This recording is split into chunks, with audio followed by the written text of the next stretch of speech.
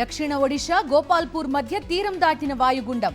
కోస్తా జిల్లాల్లో 20 సెంటీమీటర్లు, రాయలసీమలో 10 సెంటీమీటర్ల వర్షం పడే అవకాశం.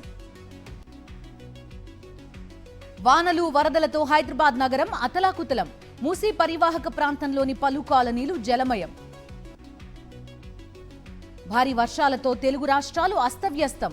మునిగిన గ్రామాలు, వీధులు, రవాణాకు అంతరాయం. చాదర్ఘాట్ బ్రిడ్జ్ పై నుంచి ఉధృతంగా ప్రవహిస్తోన్న మూసీ నది. చిన్న వంతెన మూసివేసిన అధికారులు, వాహనదారుల ఇబ్బందులు. పురాణపుల్లో మూసీ పరివాహక ప్రాంతాన్ని ముంచెత్తిన వరద నీరు. శివాలయంలోకి చేరిన వరద, మునిగిన జియాగూడ బైపాస్ రోడ్. రంగారెడ్డి జిల్లా సింగూర్ జలాశయానికి రికార్డు స్థాయిలో వరద. 10 గేట్ల ద్వారా నీటి విడుదల. లోతట్టు ప్రాంతాల ప్రజలకు అధికారుల హెచ్చరిక.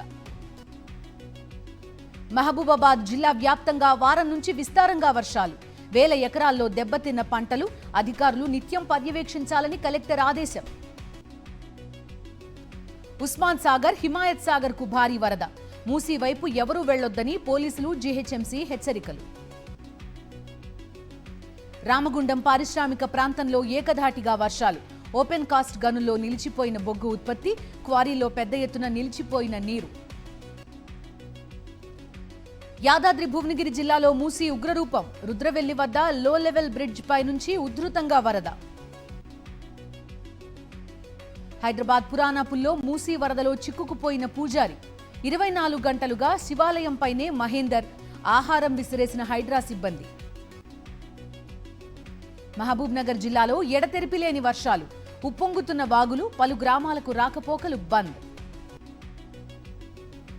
కిన్నెరసాని ప్రాజెక్టుకు భారీగా చేరుతున్న వరద. లోతట్టు ప్రాంత ప్రజలను అప్రమత్తం చేసిన అధికారులు.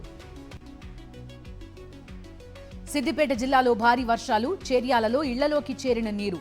వీధులు జలమయం. వాహనదారులకు తీవ్ర ఇక్కట్లు. హైదరాబాద్ ఉప్పల్లో ఉప్పొంగిన Musi. HMDA walking track, park ని ముంచెత్తిన వరద. తీవ్ర ఇబ్బందులు పడుతున్న ప్రజలు. పిన్నెల్లి సోదరులపై అక్రమ కేసులు. విచారణకు హాజరు కావాలని మాచర్ల రూరల్ పోలీసుల నోటీసులు. ఎంక్వైరీకి హాజరైన పిన్నెల్లి సోదరులు. నంద్యాల జిల్లాలోని పలు మండలాల్లో భారీ వర్షం. ఆత్మకూరులో అలుగుపారుతున్న చెరువు. కర్నూలు, గుంటూరు రహదారిపై 2 అడుగుల మేర ప్రవాహం. కూటమి అక్రమ కేసులకు భయపడం. ఎంపీ మిథున్ రెడ్డిని అన్యాయంగా జైల్లో పెట్టారన్న గుడివాడ అమర్నాథ్. చట్టసభలను గౌరవించాలి. సభాపతికి గౌరవం ఇవ్వాలి. బాలకృష్ణ ప్రవర్తనపై ప్రభుత్వ పెద్దలు ఎందుకు స్పందించలేదన్న బొత్స.